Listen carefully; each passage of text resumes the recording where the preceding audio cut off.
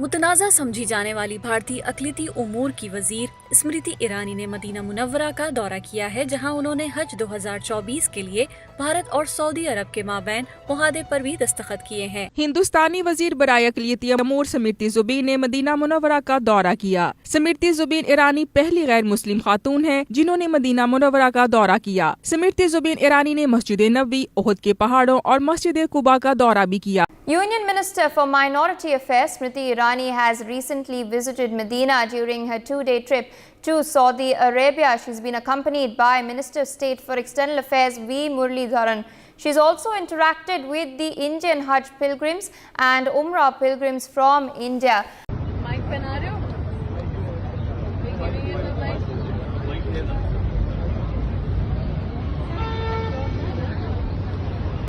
مکہ اور مدینہ شہر دنیا کے ہر مسلمانوں کے لیے سب سے اہم اور مقدس ترین شہر ہیں، اور جب کوئی چیز خاص ہوتی ہے تو اس کا خاص قسم کا پروٹوکول بھی ہوا کرتا ہے جو کہ عام چیزوں سے ہٹ کر ہوتا ہے۔ مکہ اور مدینہ شہر کا خاص پروٹوکول اسے یہاں کے رہنے والے لوگوں نے نہیں دیا اور نہ ہی دنیا بھر کے مسلمانوں نے اپنی عقیدت اور احترام کی وجہ سے دیا ہے، بلکہ اسے یہ پروٹوکول دیا ہے اللہ نے، اور وہ یہ ہے کہ یہاں پر کوئی بھی غیر مسلم جو کہ ناپاک ہیں اس پاک سرزمین پر داخل نہیں ہو سکتے۔ قرآن کریم کی سورہ التوبہ آیت 28 کے اندر اللہ پاک مسلمانوں کو حکم دیتا ہے کہ اے ایمان والو، مشرک ناپاک ہیں تو اس سال کے بعد وہ مسجد الحرام کے قریب نہ آنے پائیں، اور اگر تمہیں محتاجی کا ڈر ہے تو اللہ تعالیٰ چاہے گا تو اپنے فضل سے تمہیں دولت مند کر دے گا، بے شک اللہ تعالیٰ علم و حکمت والا اور سب کچھ جاننے والا ہے۔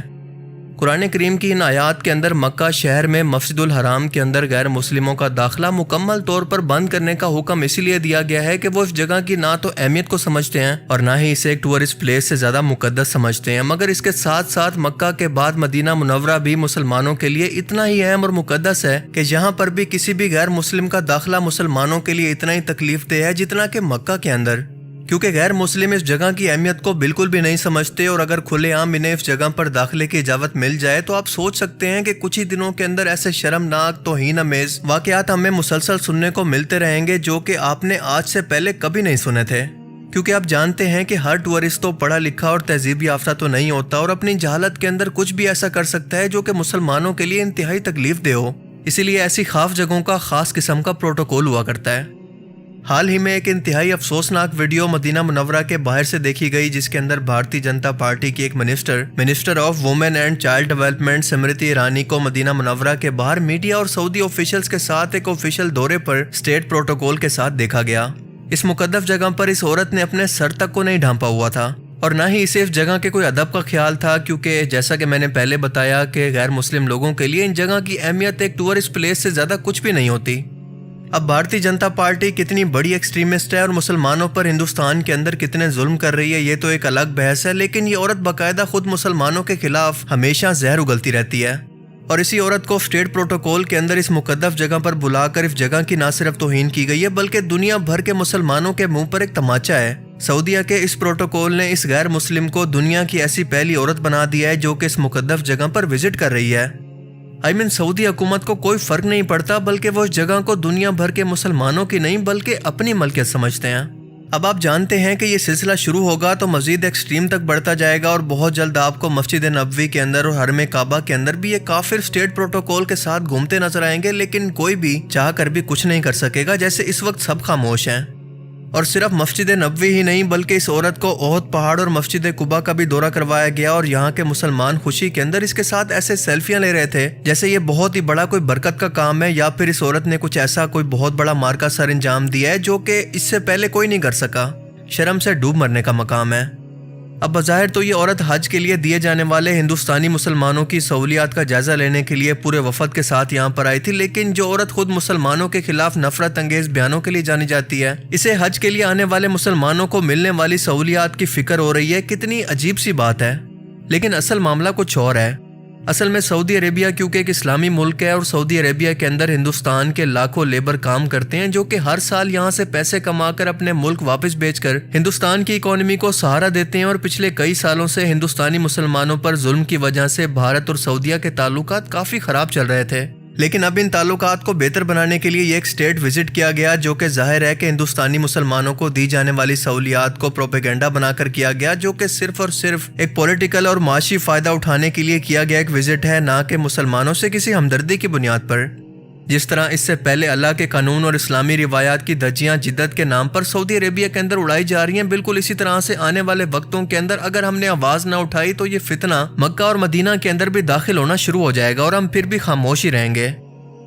اس سے پہلے بھی کئی غیر مسلم ٹورسٹ مسجد نبوی کے اندر داخل ہونے کی کوشش کر چکے ہیں، جیسا کہ یہ ایک ویڈیو جو کہ بہت ہی پرانی ہے۔ کچھ عرصہ پہلے کوئی ویسٹرن لڑکیاں ولگر لباس کے اندر مسجد نبوی کو ایک ٹورسٹ پلیس سمجھ کر یہاں پر داخل ہو گئی، جنہیں باہر سے ہی سعودی پولیس نے سمجھا کر باہر بھیج دیا۔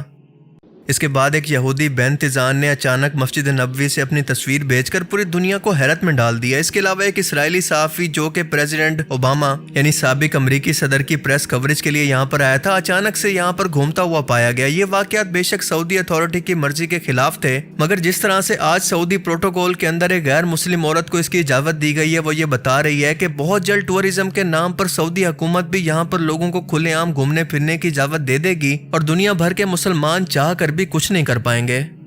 مگر دوستو، ہم نے مل کر سوشل میڈیا پر اس کے متعلق سوال اٹھا کر ان اتھارٹیز کو شرم دلوا کر اسے روکنے کی کوشش ضرور کرنی ہے کہ شاید اللہ کے خوف سے نہیں تو عوام کے خوف سے ہی اپنی اصلاح کر لیں، شاید کہ تیرے دل میں اتر جائے میری بات۔ اللہ تعالی ہمیں سمجھنے کی اور نیک عمل کرنے کی توفیق عطا فرمائے، آمین۔ باقی آپ اس بارے میں کیا سوچتے ہیں؟ اپنی قیمتی رائے کا اظہار کمنٹ سیکشن میں ضرور کریں۔ اب میں ملوں گا آپ سے ایک ایسی ہی نئی انٹرسٹنگ ویڈیو میں، تب تک کے لیے اپنا بہت سا خیال رکھیے گا۔ Thanks for watching this video. اللہ حافظ۔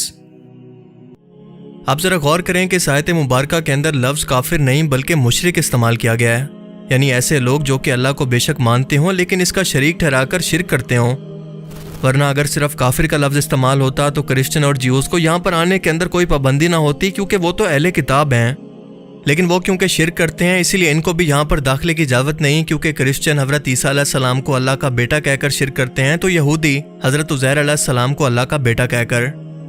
جیسا کہ اللہ پاک قرآن کریم کی سورہ توبہ کی آیت 30 کے اندر ایسے لوگوں پر انتہائی جلال کے اندر فرماتا ہے کہ یہود کہتے ہیں کہ عزیر خدا کے بیٹے ہیں اور عیسائی کہتے ہیں کہ مسیح خدا کے بیٹے ہیں۔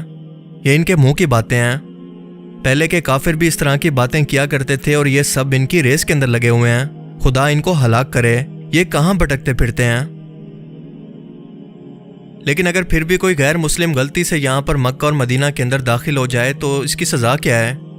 جواب ہے کہ اسے پکڑ کر سب سے پہلے اس کی تحقیقات ہوں گی کہ کیا اس نے یہ سب کچھ جان بوجھ کر کیا یا پھر غلطی سے اس کے ساتھ ہوا، اور اپنی اس بات کو ثابت کرنے کے لیے اس کے پاس ثبوت کیا ہیں۔ اگر وہ شخص کوئی ویلڈ ریزن دے کر اپنی بات کو ثابت نہ کر پایا تو زیادہ سے زیادہ اس کی سزا موت ہے۔ اگر وہ کسی تخریب کاری یا دہشت گردی کے اندر ملوث پایا گیا اور کم سے کم اس کی سزا ہے سعودی عربیہ سے ڈیپورٹ کر کے ہمیشہ کے لیے سعودی عرب آنے پر بین لگا دینا۔